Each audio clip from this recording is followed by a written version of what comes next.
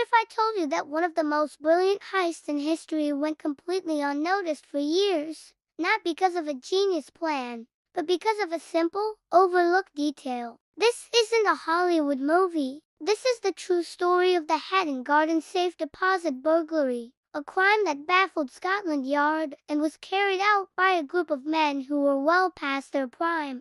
Picture this Easter weekend, 2015. London's Diamond District, Hatton Garden, is quiet. Businesses are closed, streets are empty. Deep beneath the city, inside the supposedly impenetrable vault of the Hatton Garden Safe Deposit Company, a team of audacious thieves is at work. But this wasn't your typical crew of young, tech-savvy criminals. The masterminds were a group of career criminals in their 60s and 72s, some even collecting pensions. Their combined age was over 400 years. They were nicknamed the Bad Grandpas or the Diamond Weezers by the press. Their plan was surprisingly old school. Over the long holiday weekend, they gained access to the building, disabled the lift, and rappelled down the lift shaft into the basement.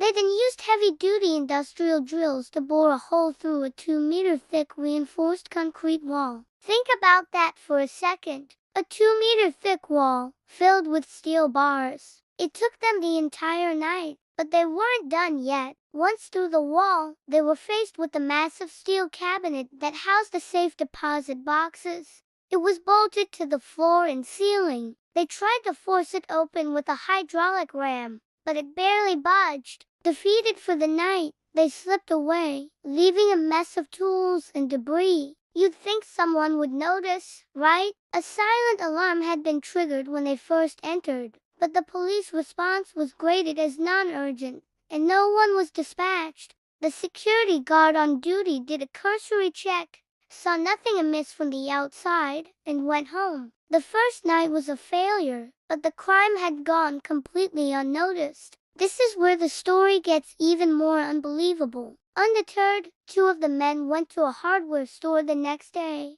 bought more equipment, and came back for a second try. They returned to the vault, drilled through the metal cabinet, and began to pry open the safe deposit boxes one by one. For 2 straight days, they worked undisturbed, emptying 73 boxes filled with gold, jewels, diamonds, and cash. The total value of their haul was estimated to be around £14 million, making it the largest burglary in English legal history. When the staff returned to work on Tuesday morning, they were met with absolute chaos. The vault was a scene of destruction. Dust and debris covered everything. Broken safe deposit boxes were strewn across the floor. The police were finally called, and a massive investigation began. The media went into a frenzy. How could this have happened? How could a supposedly secure vault in the heart of London be breached so easily, and for so long, without anyone noticing?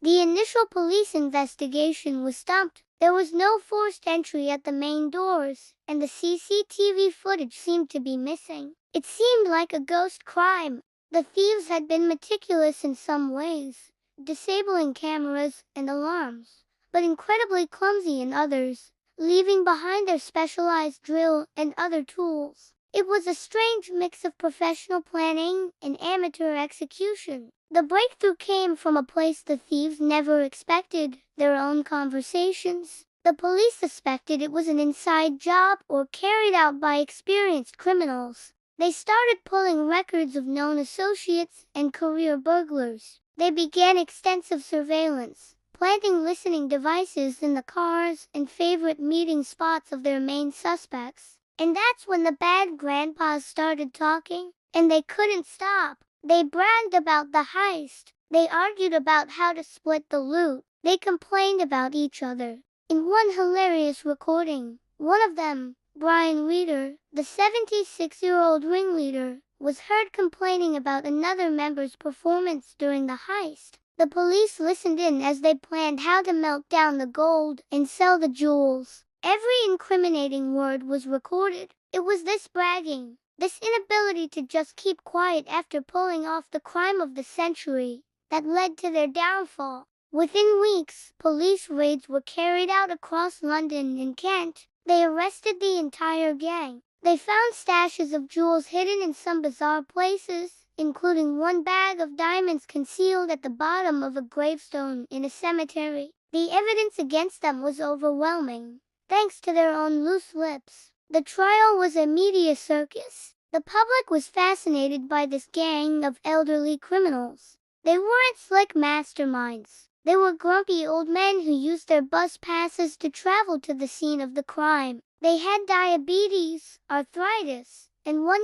even fell asleep during the heist. They were relatable in a weird, almost comical way. It was a throwback to a bygone era of crime, relying on brute force and patience rather than cyber warfare and high-tech gadgets. But let's not forget, behind the almost comical image of these diamond weasers, there were real victims. People lost their life savings, family heirlooms, and items of immense sentimental value that could never be replaced. For them, the crime wasn't a funny story. It was a devastating loss. The insurance payouts couldn't cover the emotional toll. In the end, most of the gang were sentenced to lengthy prison terms. The judge acknowledged the non-violent nature of the crime, but emphasized the massive scale and sophisticated planning. It was a fitting end for a group of men who had spent their entire lives in and out of the criminal underworld. So what's the lesson here? The Haddon Garden heist is a story of incredible audacity and almost unbelievable luck. It's a reminder that sometimes the biggest security flaws aren't technological, but human. An ignored alarm, a cursory check, a belief that something is too secure to be breached. The crime went unnoticed not because of a flawless plan, but because of a series of small, human errors and assumptions. And it was solved, not by a brilliant detective piecing together forensic clues, but by old-fashioned police work and the simple fact that the criminals couldn't resist talking about their unbelievable success. It remains a legendary tale, a perfect example of a crime that, for a few glorious days, was completely and utterly unnoticed. Thanks so much for watching. If you found this story as fascinating as I did, make sure to hit that like button